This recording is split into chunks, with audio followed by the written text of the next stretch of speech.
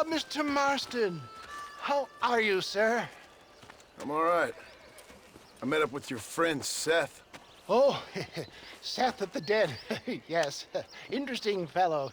You don't meet many men these days with the moral fortitude to cut straight to the chase like that, do you? Thankfully not, Mr. West Dickens. Yes, contemporary society is remarkably harsh on professional exhumers. But did you know that in ancient Egypt, it was an art form valued more highly than literature? I believe Seth comes from that school of thought. How very interesting. Look, you thought any more about our plan? Ah, your plan, dear boy. Your plan. I am merely the help, not mercifully the arbiter of wisdom. What you are, dear boy, is the man whose life I've saved twice now. A man who sells lies and deceit to unwitting people. A man who, if he doesn't help me, I won't think twice about putting a bullet through his skull, feeding to the vultures myself. You see, Mr. Marston, you have the exterior of a violent man, but the soul of an angel, and that is what I think I cherish most about you. That's what I thought. But before we can attend to your particular problems, we need some extra lubricant to oil the machinery of business. And this being America, that lubricant with which we concern ourselves is money. Money? What are you talking about? Oh, we need weapons.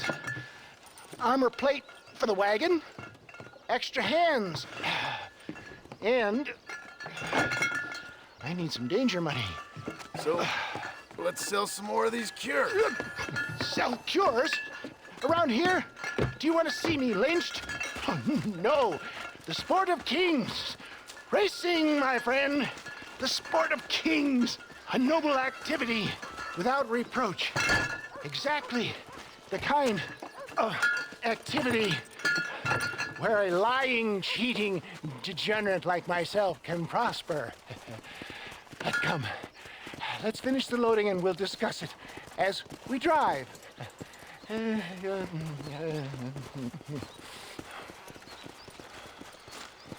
Now, sir, tooth gap, tooth breach.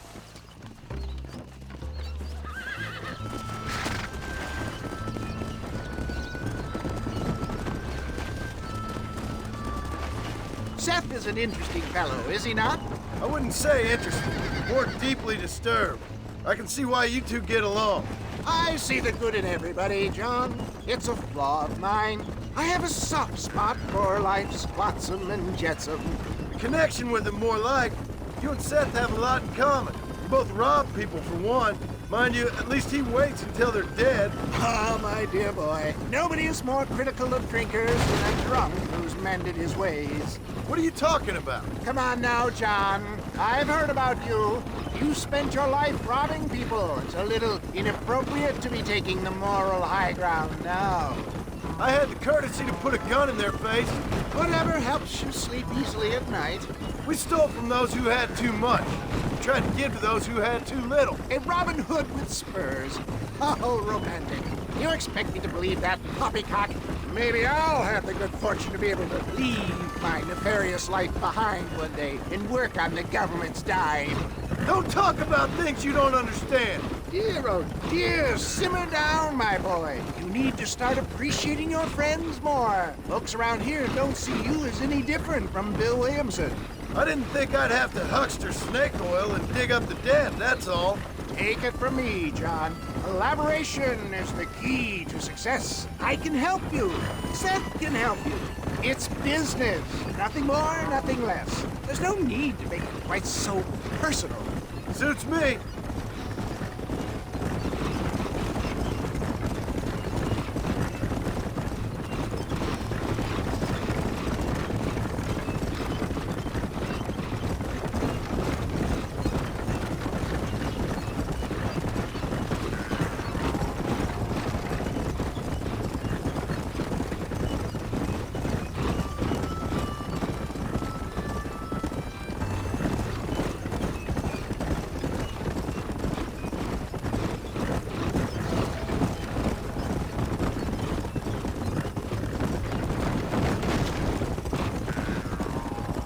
Anyway, John, we must talk about the race. Yes, race. Oh, come on. Time to purge that negativity and start thinking like a winner.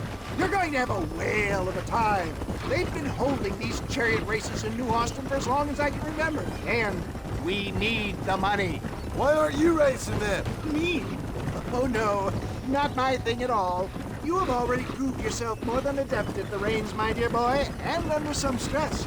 These races are Byzantine in their ferocity, and the terrain is treacherous. People will do just about anything to win. Men die. It's a marvelous spectator sport. Sounds like fun. And you are my wild card, John. They won't be expecting you. So what's your role in all this? Think of me as your spiritual guide. Do I have to?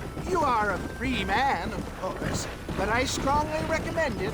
Imagine, just for today, you are not an aging bounty hunter, and I am not an avant-garde business pioneer. No, sir. Today, we are gladiators. Motivation, dear boy. I'm definitely feeling motivated to get the hell out of here.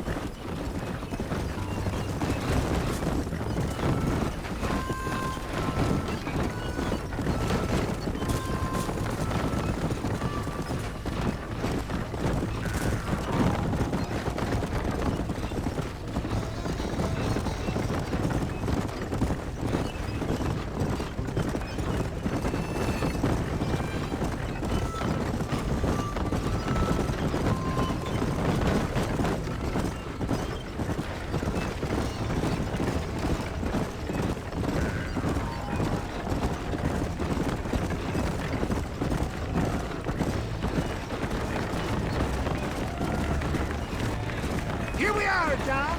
Gap tooth reach.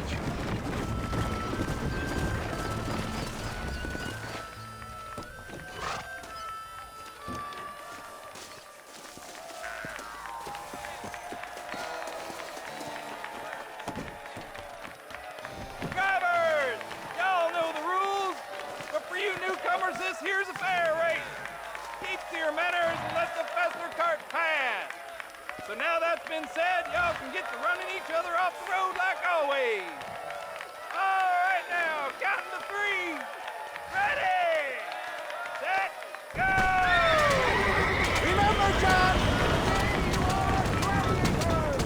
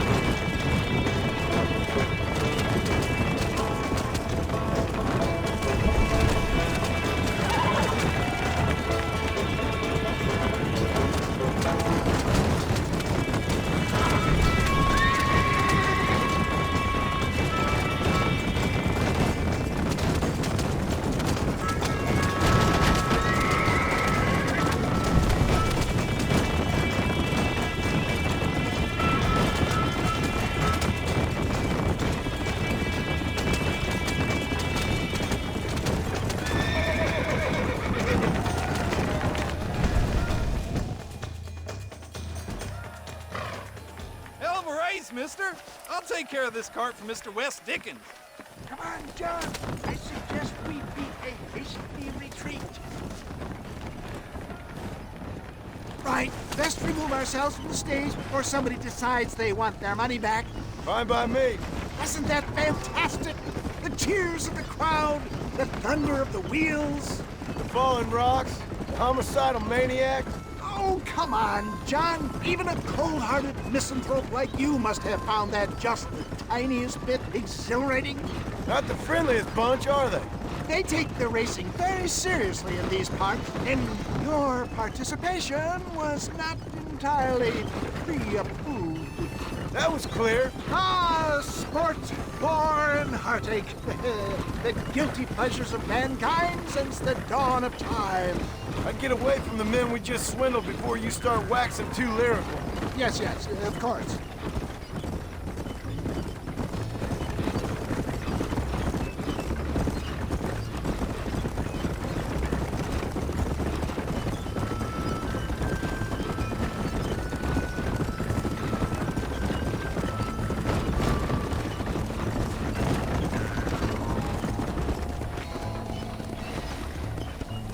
Whoa, now. Well done, sir. Well done. Having you as a ringer has netted us a fine profit. We seem to be wasting time, old man. Oh, patience, my friend. The Trojan horse cannot run before it can walk, if you'll forgive the metaphor. Next, we need to procure some grand and overwhelming firepower. And for that, you need to contact an old friend of mine. Goes by the name of Irish. Irish. Yes, he's an interesting kind of fellow. He usually can be found in Armadillo or some other town around here on some bacchanalian revel or such. Great. An alcoholic arms dealer. What could be better?